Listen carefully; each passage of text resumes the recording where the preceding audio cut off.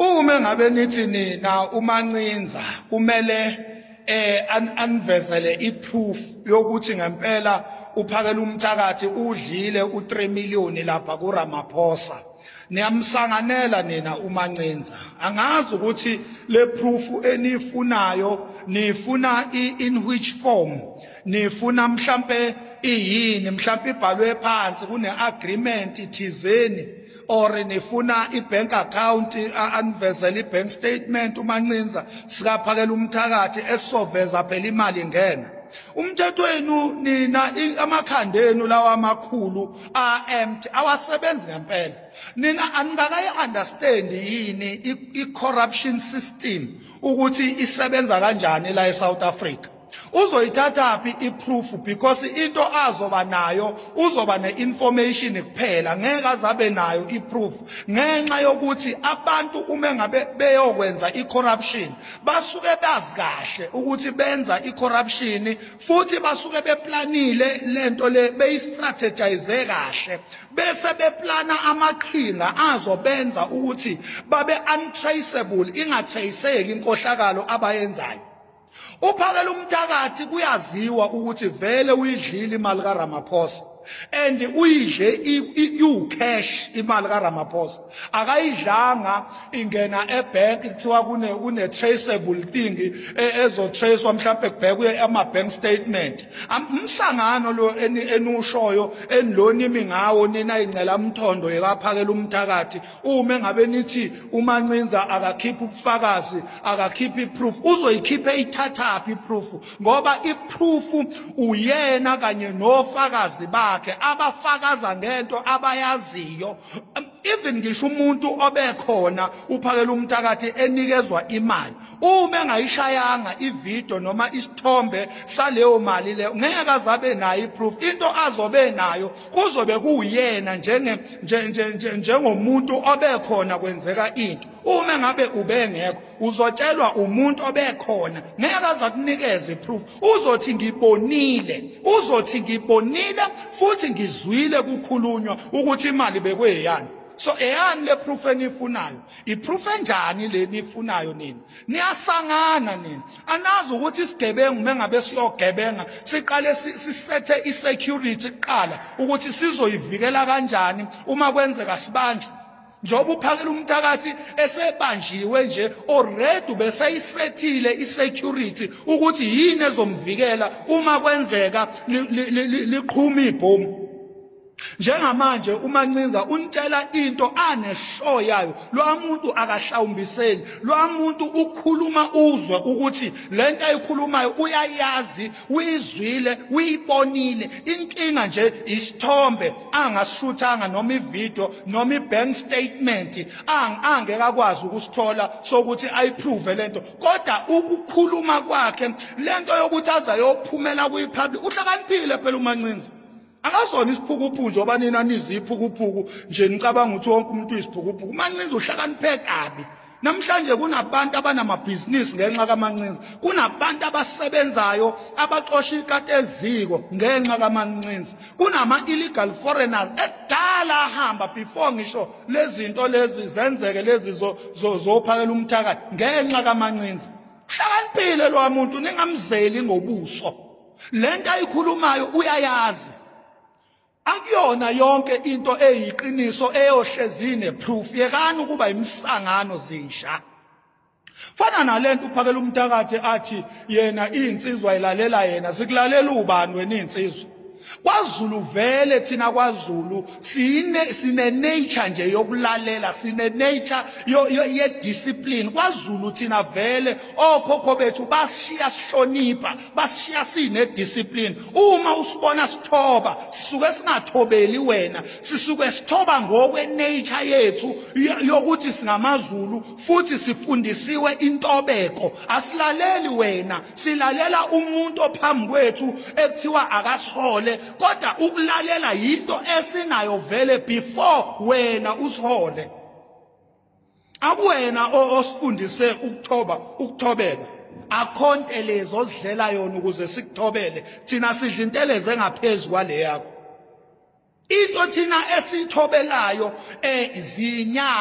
zinyandezulu okhokho bethu abasishiya nentobeko. KwaZulu vele thina sinenhlonipho, siyazithoba. Thina umuntu ubona sesimshaya KwaZulu, asinawo amasayini thina okushaya umuntu. Asinawo amasayini thina okushaya umuntu. Umuntu uzwa ngeke esiphundu njengenyoni la kuthina. Indlela nje esithobeke ngayo, indlela esihlonipha ngayo, umuntu uzwa sesimsula ngogesi wempama, umuntu ubona sesimqhumisa ngevolovolo. Thina asinayo lento yokuthi sizidlwangudlwangu thina. Cha, thina KwaZulu siyahlonipha. Ingakho khona into ekuthiwa induna yeyinsizwa kuba insizwa eyodwa nje ezolawula inqwaba yeyinsizwa ezidle ugologo nenteleze eziphethe izikhali nezibhamu nemkhonto nezindungu. Hayi wena othi awufuni isiphathe izibhamu osicontrolayo ukuthi siphatheni. Induna yeyinsizwa isihola siphethe yonke inhlobo yezikhali ezilimazayo, sibuye singalimazanga umuntu. Uma kwenzekile kwaba nomgangela kube yinto umdlalo emnandi engenanzondo. KwaZulu thina sinentobeko ngisho sesilwa. Thina sihlonipha ngisho sesilwa KwaZulu kuthi umgangela ngisho insizwa seyivuza igazi ivuke lapho ithoba insizwa yakwaZulu ihlonipha ngoba sinalento yentobeko KwaZulu. Asilaleli wena phakela umthakathi, vele nature yethu ukulalela. Musu kusenza ilima wena usenze into esingeyona, wenze ngazi ukuthi thina KwaZulu sizidlwangudlwangu silalela wena ngoba une super power. Musa nje ukusidakela, ayikho super power wena osilawula ngayo, ayikho nje. Ayikho nje super power wena onayo uyishaya isifuba uthi mina insizwa ilalela mina insizwa ihlonipha mina. Uyasidakelwa nje, uyasidakelwa. Awuna super power wena. KwaZulu inature yethu ukuthobelana, ukulalela. Angiphathi kona makuthiwa kunomuntu osiholayo. KwaZulu sinamakhosi, KwaZulu sineyinduna zamakhosi, sibe neyinduna zeyinsizwa. Bonke labantu KwaZulu siyabathobela ngoba lento yokulalela inature kithi. Asilaleli wena, awunayo super power wena, awuyena uGod kithi. You are nothing phakela umthakathi. Yeke kusijwayela kabi. You are nothing. You are nothing. Musu kuzenza into ngeyona ndaba. Musu kuyikhukhumeza. Yeke pride, yeke impakamo. Asilaleli wena. Ubani wena? Uyini wena? Who are you? Who are you? Huh? Who are you? Uthi insizwa ziyakulalela. Ubani wena olalelwa yinsizwa wena? Ubani? Asilaleli wena thina, ubani wena? Wena umfana nje wakomunye umuzi. Uyabo? Ukuyiposition nje yokuthi sikulandele. Yabo? Happening ukuthi sikulandela nje vele sinalento KwaZulu yokuthoba, sinalento KwaZulu yediscipline, sinalento KwaZulu yokulalela, yokuthoba nje. Umuntu ophambi kwethu siyaye simhloniphe, simnikeze indawo yakhe. Yeka ke ube susigibela emakhanda, yeka nje ukube susijwayela kabi. Yeka nje ube susijwayela kabi, sewuzenza uGod kithi, yeka nje ube susijwayela kabi phakela umthakathi. Ya, awuyona lento ocabanga ukuthi uyiyona, awuyona nje. Awuyona nje. Lento ocabanga ukuthi uyiyona, awuyona nje nhlobo. Yeka nje ukusigibela emakhanda mfowethu. Yeka nje ukusigibela emakhanda, yeka usiphaphela uthi thina silalela wena uholi insizwe ezu1 million. Awuziholi ngamandla akho, uzihola ngamandla azo lezo nsizwa lezo. Uma zingafuni, uma suyicasulile, ziyokudla nabhinzi, ziyokusheba nabhinzi, ziyokudla uyoba ingcuba.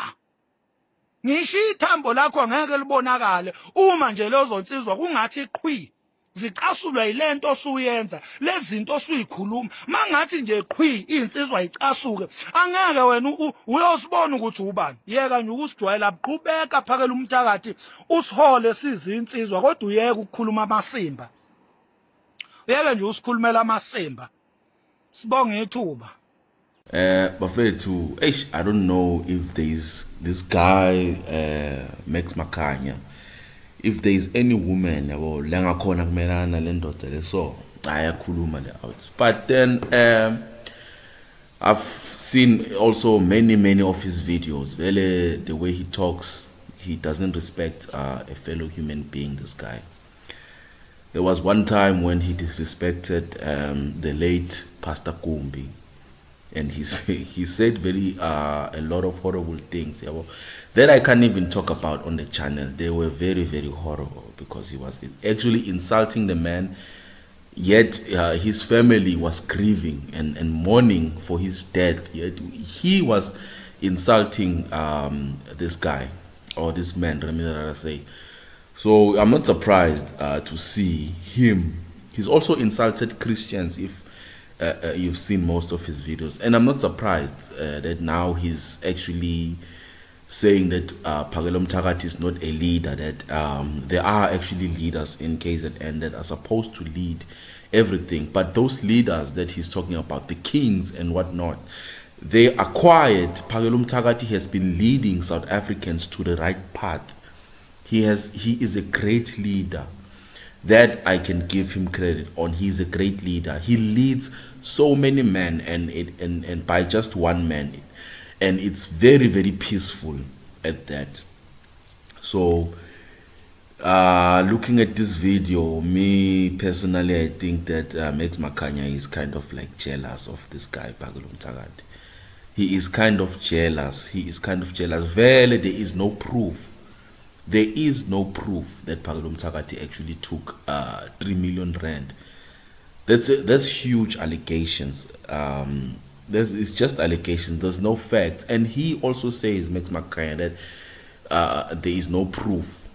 But then word of mouth should be enough to actually blame Phakelo Mthakathi, or that he's actually guilty of turning against South Africans. He's making very strong accusations against Phakelo Mthakathi. But then I don't like the way he's talking of it. So I don't know if I'm the only one or not, but he's not a man that is actually very peaceful. He's not a peaceful man.